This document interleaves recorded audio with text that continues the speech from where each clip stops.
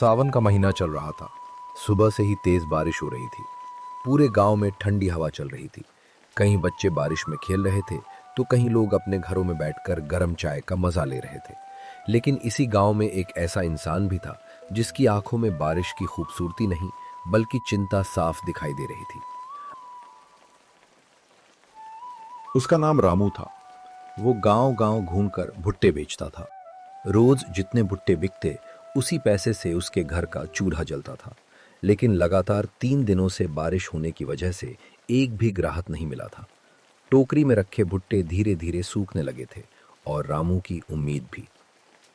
हे भगवान, मेहनत करने से कभी पीछे नहीं हटा, लेकिन अब समझ नहीं आ रहा कि परिवार का पेट कैसे भरूं। बस आज इतना कर देना कि कुछ भुट्टे बिक जाएं। घर की हालत भी अब खराब होने लगी थी। आटे का डिब्बा लगभग खाली था। दाल खत्म हो चुकी थी। मुन्ना सुबह से कुछ अच्छा खाने की जिद भी नहीं कर रहा था क्योंकि उसे पता था कि घर की हालत ठीक नहीं है। सुनिए, घर में बस 2 वक्त की रोटी जितना आटा बचा है। अगर आज भी कुछ नहीं बिका तो कल बच्चों को क्या खिलाएंगे? चिंता मत करो गीता, भगवान ने मुसीबत दी है तो रास्ता भी वही निकालेगा। मैं कोशिश करना नहीं छोड़ूंगा। गीता की आंखों में चिंता तो थी, लेकिन उसे अपने पति की मेहनत पर पूरा भरोसा था। रामू भी अच्छी तरह जानता था कि अगर वो हार मानकर घर बैठ गया तो हालात कभी नहीं बदलेंगे। यही सोचकर उसने भुट्टों से भरा अपना ठेला उठाया और तेज बारिश की परवाह किए बिना गांव की तरफ निकल पड़ा। अपना ध्यान रखना, बारिश बहुत तेज है। ठीक है, मैं अपना ख्याल रखूंगा और तुम भी अपना ख्याल रखना। बस अड्डे पर रोज अच्छी भीड़ रहती थी। रामू को उम्मीद थी कि शायद यहाँ कुछ ग्राहक मिल जाए, लेकिन बारिश इतनी तेज थी कि लोग बिना रुके अपने अपने रास्ते चले जा रहे थे। गर्मा गर्म भुट्टे ले लो, अभी अभी खेत से आए हैं। मीठे और ताजे भुट्टे।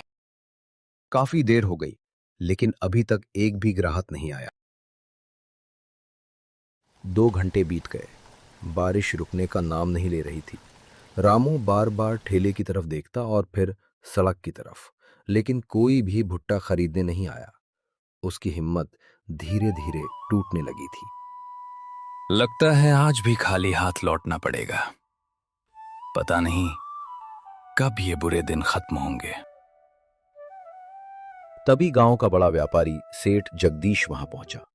वो अक्सर किसानों और गरीब लोगों की मजबूरी का फायदा उठाकर सस्ते दाम में सामान खरीद लिया करता था। उसकी नजर जैसे ही रामू के भुट्टों पर पड़ी, उसके चेहरे पर हल्की मुस्कान आ गई। अरे रामू, 3 दिन से देख रहा हूं तुम्हारे भुट्टे कोई खरीद ही नहीं रहा। लगता है अब ये सब खराब होने वाले हैं। जगदीश अच्छी तरह जानता था कि रामू मजबूर है। उसने सोचा यही सही मौका है सारा माल बहुत सस्ते में खरीदने का। ऐसा करो, सारे भुट्टे मुझे दे दो, मैं आधे दाम दे देता हूं। वरना कल तक तो ये किसी काम के भी नहीं रहेंगे। तुम्हें भी कुछ पैसे मिल जाएंगे। सेठ जी, मेहनत मेरी है, फसल मेरी है। इतने कम दाम में बेचूंगा तो बच्चों की आंखों में कैसे देखूंगा। रामू की बात सुनकर जगदीश जोर से हंस पड़ा। उसे पूरा यकीन था कि 2 दिन बाद यही रामू उसके दरवाजे पर खुद आएगा। ज्यादा अकड़ मत दिखाओ रामू, मजबूरी इंसान से सब कुछ करवा देती है, याद रखना। कल खुद मेरे पास आओगे और जो दाम दूंगा उसी में बेचोगे। हो सकता है मैं गरीब हूं, लेकिन अपनी मेहनत की कीमत खुद तय करूंगा। शाम ढल चुकी थी। पूरे दिन की मेहनत के बाद भी रामू के ठेले पर ज्यादातर भुट्टे वैसे ही पड़े थे। उसके चेहरे की उदासी देखकर गीता बिना कुछ पूछे ही सब समझ गई। घर में सन्नाटा पसरा हुआ था। आज भी एक भी भुट्टा नहीं बिका क्या? बस 2 भुट्टे बिके। इतने पैसों से तो नमक भी नहीं आएगा। लगता है इस बार बारिश ने हमारी सारी उम्मीदें बहा दी।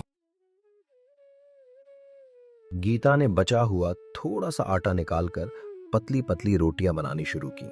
वो चाहती थी कि मुन्ना को कभी एहसास ना हो कि घर में खाने की कमी है। आज बस यही बन पाया है, तुम पहले खा लो।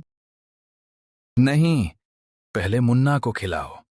मेरा पेट तो पानी से भी भर जाएगा। छोटे बच्चे घर की गरीबी नहीं समझते, लेकिन माँ बाप के चेहरे की उदासी जरूर समझ जाते हैं। पापा, आप उदास मत हुआ करो। जब मैं बड़ा हो जाऊंगा ना, तब मैं भी आपके साथ भुट्टे बेचूंगा। फिर आपको अकेले मेहनत नहीं करनी पड़ेगी। तुझे भुट्टे नहीं बेचने दूंगा बेटा, तुझे खूब पढ़ाऊंगा। रात काफी हो चुकी थी, लेकिन रामू की आंखों से नींद गायब थी। उसके दिमाग में सिर्फ एक ही सवाल घूम रहा था, अगर कल भी यही हाल रहा तो परिवार का खर्च कैसे चलेगा। हे भगवान, कोई ना कोई रास्ता जरूर दिखाना। मैं मेहनत से कभी पीछे नहीं हटूंगा। अगली सुबह भी रामू ने हार नहीं मानी। उसने सोचा शायद आज किस्मत बदल जाए। उम्मीद लेकर वो फिर उसी रास्ते पर चल पड़ा। आज जल्दी लौटना। लोग गरम चाय पी रहे थे, पकौड़े खा रहे थे, लेकिन किसी की नजर भुट्टो पर नहीं जा रही थी। रामू बार बार आवाज लगा रहा था, मगर कोई रुक नहीं रहा था। गर्मा गर्म भुट्टे ले लो, मीठे और ताजे भुट्टे। तभी एक अनजान युवक बारिश से बचने के लिए रामू के पास आकर खड़ा हो गया। उसने कुछ देर तक चुपचाप रामू और उसके भुट्टों को देखा। भैया, एक भुट्टा सेक दोगे? अभी देता हूं भाई, गर्मा गर्म बना देता हूं। रामू बड़े प्यार से भुट्टा सेक रहा था। उसने नमक और नींबू लगाया और युवक को दे दिया। युवक ने पहला कौर खाया तो उसके चेहरे पर हल्की मुस्कान आ गई। वाह, भुट्टा तो बहुत बढ़िया है, मीठा भी है और अच्छी तरह सिका हुआ है। भुट्टे अच्छे हैं भाई, बस खरीदने वाला कोई नहीं मिल रहा। युवक कुछ देर तक सोचता रहा, फिर उसने रामू की तरफ देखा, जैसे उसके दिमाग में कोई नया आइडिया आ गया हो। भैया, परेशानी भुट्टों में नहीं है, परेशानी उन्हें बेचने के तरीके में है। अगर तरीका बदल जाए तो यही भुट्टे लोगों की पहली पसंद बन सकते हैं। युवक ने अपना नाम विकास बताया। उसने शहर में कई साल तक स्ट्रीट फूड की दुकान पर काम किया था। उसे पूरा भरोसा था कि अगर रामू उसकी बात मान ले तो उसकी किस्मत बदल सकती है। रामू पहली बार किसी अजनबी की बात इतनी ध्यान से सुन रहा था। अगर तुम मुझ पर भरोसा करो तो मैं तुम्हें ऐसा तरीका बताऊंगा कि लोग खुद तुम्हारे ठेले तक चल कर आएंगे। मेरे पास पैसे नहीं है भाई, लेकिन मेहनत करने से कभी पीछे नहीं हटूंगा। मुझे तुम्हारे पैसों की नहीं, तुम्हारी मेहनत की जरूरत है। कल सुबह यहीं मिलना, फिर असली काम शुरू करेंगे। अगली सुबह रामू समय से पहले ही चौराहे पर पहुंच गया। उसके मन में उत्साह भी था और डर भी। उसे नहीं पता था कि विकास आखिर कौन सा नया तरीका बताने वाला है। दूसरी तरफ विकास पहले से ही उसका इंतजार कर रहा था। मैं आ गया भाई। सारी रात बस यही सोचता रहा कि आखिर तुम क्या नया करने वाले हो। आज से सिर्फ भुट्टे नहीं बेचेंगे, लोगों को ऐसा स्वाद देंगे कि वो खुद अपने दोस्तों को लेकर आएंगे। विकास अपने साथ शहर से लाए कुछ मसाले और सामान लेकर आया था। रामू हैरानी से एक एक चीज देख रहा था। उसने पहली बार किसी को भुट्टे के लिए इतनी तैयारी करते देखा था। इतने सारे मसाले? मैं तो बस नमक और नींबू लगाकर बेचता था।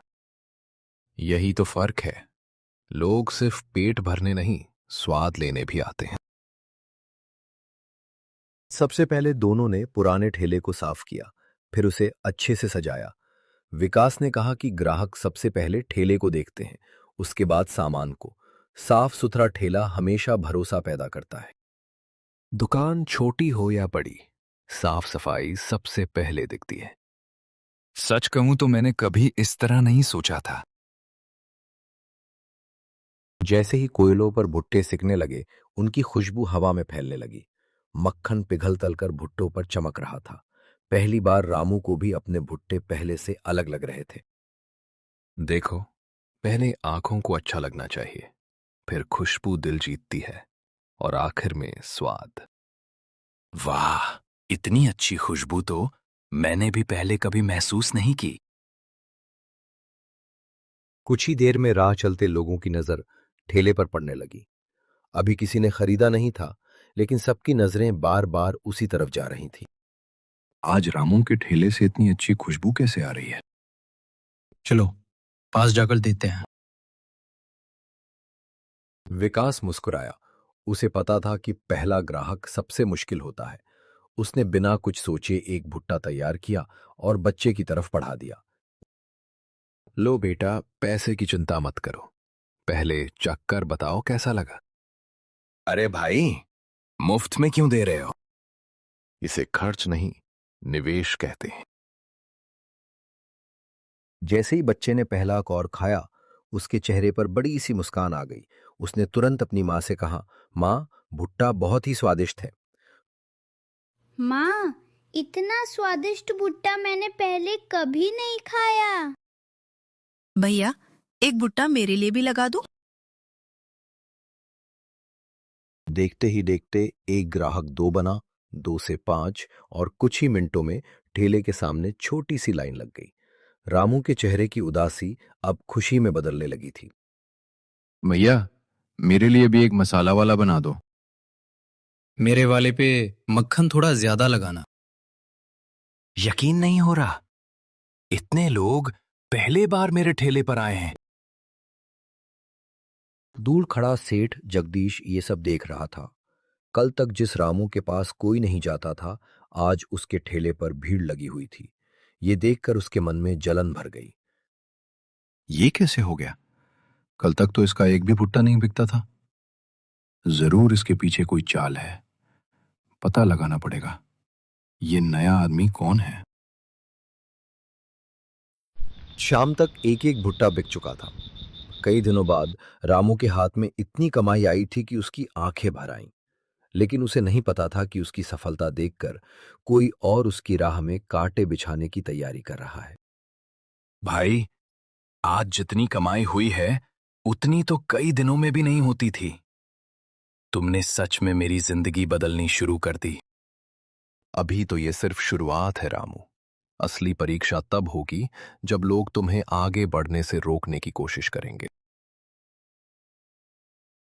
रामू की बढ़ती भीड़ देखकर सेठ जगदीश पूरी रात सो नहीं पाया। उसे समझ आ गया था कि अगर रामू ऐसे ही चलता रहा तो उसके अपने ठेले पर ग्राहक कम हो जाएंगे। इसलिए उसने एक नई चाल चलने का फैसला किया। सीधी टक्कर में ये नहीं हारेगा। अब ऐसा खेल खेलेंगे कि लोग खुद इसके ठेले पर आना छोड़ देंगे। सेठ जी, जैसा कहेंगे वैसा ही होगा। थोड़ी ही देर में पूरे गांव में एक झूठी बात फैलने लगी। किसी ने कहा, रामू पुराने भुट्टे बेच रहा है, तो किसी ने कहा, उसके मसाले खराब हैं। कुछ लोग बिना सच्चाई जाने ही बातें करने लगे। सुना है रामू कई दिन पुराने भुट्टे सेक कर बेच रहा है। हाँ, मैंने भी यही सुना है। पता नहीं सच क्या है। दोपहर तक रामू ने महसूस किया कि आज लोग ठेले तक आकर वापस जा रहे हैं। उसके चेहरे की मुस्कान फिर से गायब होने लगी। विकास भाई, आज लोग रुक क्यों नहीं रहे? लगता है किसी ने हमारे खिलाफ अफवाह फैलाई है। लेकिन घबराना मत, सच ज्यादा देर तक नहीं छुपता। तभी गांव के एक बुजुर्ग, जो कई सालों से सबको जानते थे, रामू के ठेले पर पहुंचे। उन्होंने बिना किसी की बात सुने एक भुट्टा मांगा। बेटा, लोगों की बातों पर नहीं, अपनी आंखों पर भरोसा करता हूं। एक भुट्टा बनाओ। अभी बनाता हूं दादाजी, बिल्कुल ताजा। दादाजी ने आराम से पूरा भुट्टा खाया। फिर उन्होंने ऊंची आवाज में सबको बुलाया ताकि हर कोई उनकी बात सुन सके। जिसने भी ये अफवाह फैलाई है, उसने झूठ बोला है। भुट्टा बिल्कुल ताजा है, स्वाद भी बढ़िया है। बिना सच जाने किसी मेहनती इंसान पर शक करना गलत बात है। दादाजी की बात सुनते ही लोगों का भरोसा वापस लौट आया। कुछ ही देर में ठेले पर फिर से भीड़ लग गई।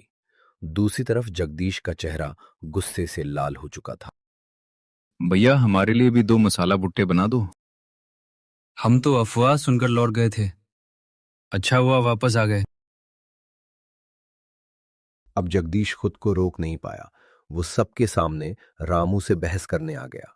लेकिन इस बार रामू पहले जैसा कमजोर नहीं था। बहुत बड़ा व्यापारी बन गया है तू। मैं किसी से लड़ने नहीं आया सेठ जी। मैं बस मेहनत करके अपने परिवार का पेट पाल रहा हूं। अगर मेरी मेहनत से लोगों को अच्छा खाना मिल रहा है तो इसमें गलत क्या है? पहली बार पूरे गांव ने एक साथ रामू का साथ दिया। अब लोग समझ चुके थे कि मेहनत और ईमानदारी के आगे झूठ ज्यादा देर टिक नहीं सकता। सेठ जी, मेहनत करने वाले से जलना बंद करो। रामू ने किसी का नुकसान नहीं किया। उसने तो गांव का नाम रोशन किया है। कुछ ही हफ्तों में रामू का छोटा सा ठेला पूरे इलाके में मशहूर हो गया। अब वो अकेला नहीं था। उसने गांव के 2 बेरोजगार लड़कों को भी अपने साथ काम पर रख लिया ताकि उनके घर भी खुशियां पहुंच सके। देखा रामू, जब इंसान खुद आगे बढ़ता है और दूसरों को भी साथ लेकर चलता है, तभी असली सफलता मिलती है। आज जो कुछ भी है वो मेहनत, ईमानदारी और तुम्हारी सही सलाह की वजह से है। कभी यही परिवार 2 वक्त की रोटी के लिए तरसता था। आज उसी मेहनत ने उनकी जिंदगी बदल दी। मुश्किलें आईं, लोग हंसे, लेकिन जिसने हिम्मत नहीं छोड़ी, जीत आखिर उसी की हुई। भगवान देर से देता है, लेकिन जब देता है तो मेहनत का पूरा फल देता है। किसी भी काम को छोटा मत समझिए। अगर मेहनत, ईमानदारी और नया सोचने की हिम्मत हो, तो छोटी सी शुरुआत भी बड़ी सफलता में बदल सकती है। दोस्तों, अगर आपको हमारी ये वीडियो पसंद आई हो तो इसे लाइक ज़रूर करें और ऐसे ही मज़ेदार व प्रेरणादायक वीडियो देखने के लिए हमारे चैनल को सब्सक्राइब करना ना भूलें। धन्यवाद।